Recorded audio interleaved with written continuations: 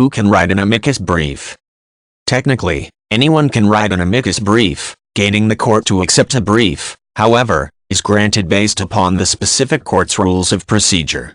Most courts require that the brief author receive permission from all of the parties involved, that the court itself request the author to submit a brief, or that the brief's author request permission to file from the court. Regardless of how an author receives permission to file an amicus brief, the court does not have to review the information provided within the brief. Generally, those writing an amicus brief are considered to be friends of the court. The role of the brief is to present information to the court that neither of the parties to the case would present on their own. Many case decisions that have far-reaching implications are the types of cases wherein an amicus curiae might attempt to provide information to the court. The court will not allow an amicus brief to be entered into the case if either of the parties has solicited assistance on this matter from the brief's author. Frequently, the parties writing these briefs are large, non-governmental organizations that are attempting to sway the court toward a legal change or social change with a specific decision.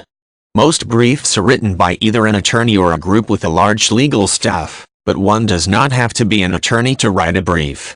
Newspapers and other media outlets may write editorial pieces similar to an amicus brief that are presented to the public at large in hopes the specific jurists on the court might also review them.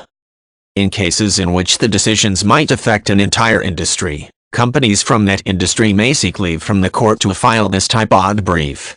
Individual federal governments, government agencies, state governments or other similar interested parties also can be granted the right to file as part of the rules or procedure in certain courts.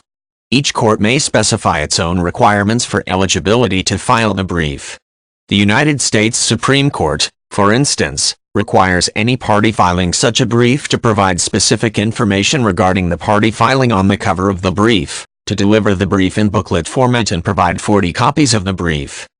Courts appreciate amicus briefs filed by parties providing the court with solid information to assist the court in its analysis. Courts frown upon any party submitting a brief that does nothing to help the court. Any party attempting to file this type of brief should be doing so with the intention of assisting the court and not a specific party to the case.